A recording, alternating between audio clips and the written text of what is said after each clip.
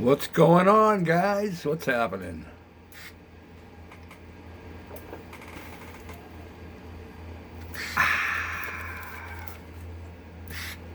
Good stuff. Well, the Bentley is done. I just wrapped it up not 5 minutes ago. Put the last piece on, did the final weathering, and she is sitting out back. Very pleased with how it came out. Looks like an old racer, just like I wanted it to. So I'll let you guys be the judge of that. A little history on the Bentley 4.5 liter blower. In the early 1910s, Walter Owen Bentley and his brother Horace Milner had a dealership for the French car manufacturer DFP. Excuse me. Walter always dreamed, however, of designing and building his own vehicle, which should bear his name. He therefore founded Bentley Motors Limited in Cricklewood, London in August 1919. 2 years later, he delivered his first motorized chassis, which was generally well accepted. The bodywork was built according to customer requirements by specialized companies, as was common practice at the time. The motor racing passion of racing driver Walter Owen Bentley was reflected in the company's motto, "Race on Sunday, sell on Monday." It was natural, therefore, for Bentley to participate in as many races as possible. It soon became apparent that success in motor racing significantly promoted car sales and was, in fact, even a necessity. Bentley therefore always took part in the 24-hour race at Le Mans, which was first ran in 1923. This brought added popularity to the Bentley brand name. Nevertheless, the company still struggled with financial difficulties. This changed in 1925 when Wolf Barnardo acquired a 3-liter Bentley and was so impressed with the car that he bought shares in the company in the following year.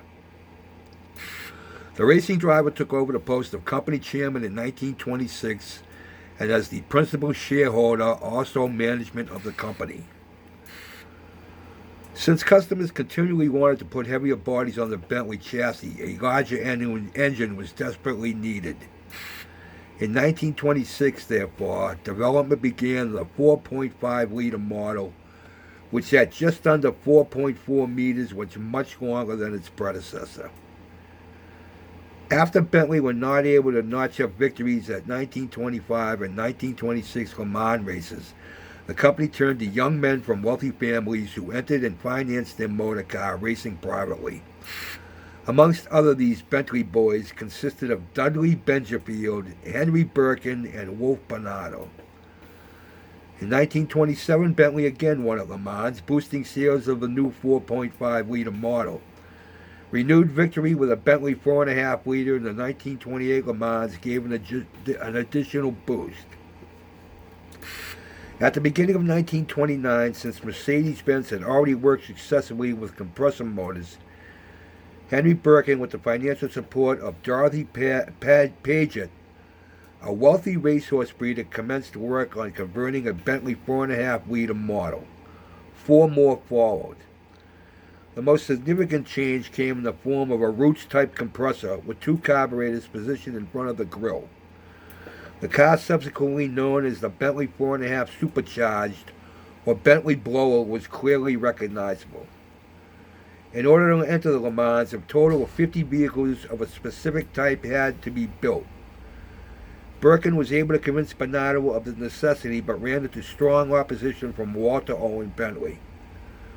The blowers had 4-cylinder engines, which in the racing cars delivered 240 horsepower at 4,200 RPMs. 2 of these Bentley blowers entered the 1930 Le Mans, one of which even set a lap record with 144.3 kilometers per hour. Both blowers, however, had to leave the race early due to technical defects. The car carrying start number 8 belonged to Dorothy Paget's team and was driven by Dudley Benjafield and Julio Ramponi. So this is what this model is of. Is the 1930 car that was entered into the Le Mans. What's the matter here? Yep, we gotta connect the plug, boys. So, without further ado, oh God, excuse me. Let's go look at the Bentley. Oh God. Chilly out here today, guys. We went from like 36 yesterday to 18 this morning. So, here it is. A 1930 4.5 liter blow-up Bentley. All weathered up for racing. See if we can get the interior here. But I think she come out pretty good. Pretty happy with this, how this came out, to be honest with you. One little problem with this side of the hood, and I don't know why. I think it's because it might be bent, but it just don't sit in there right for some reason. And the other side fits fine. So I think that the piece itself might have a warp in it. But yeah, other than that, front wheels turn. Actually, you can see the whole thing moves there. So pretty happy with that. But yeah, this she is, boys. 4.5 liter Bentley blower.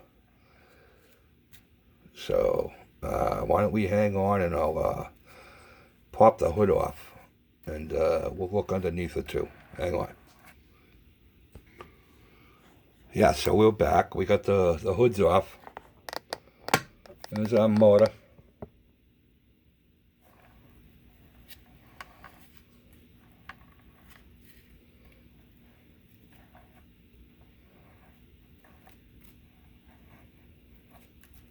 Yeah, I'm really happy with how this came out, actually. The wear and tear. See if I can pick it up and show you the bottom. Not snapping anything off. It's just not easy to pick up. There's our bottom belly pan, which comes off. That bottom belly pan comes off. But yeah.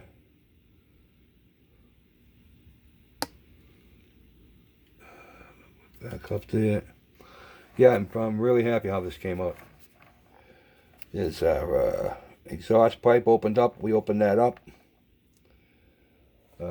It does roll.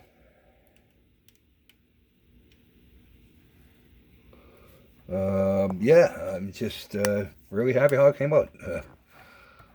Took a while, but we got it all done. There's our dashboard. But yeah, I wouldn't mind taking a blast on this thing, huh? Very cool. Very cool. See if I can put these back on without having a...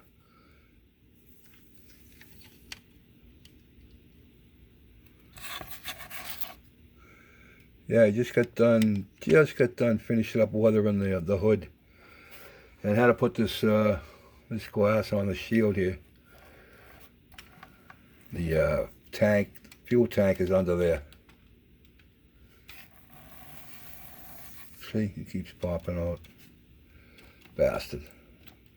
Don't make me glue you. But, yeah, let me know what you think, guys. I put out a little tutorial earlier on how I did my tire wear. So you can check that out. But there she is. There she is. Hood number 8. So, there it is, guys. Let me know what you think. Appreciate all you guys watching, subscribing, commenting. It's much appreciated, trust me. I don't say it enough, but it is. So, yeah, there we go. Number 8. Let me know what you think, guys. Have a nice day. The weekend's coming up, too, so peace out.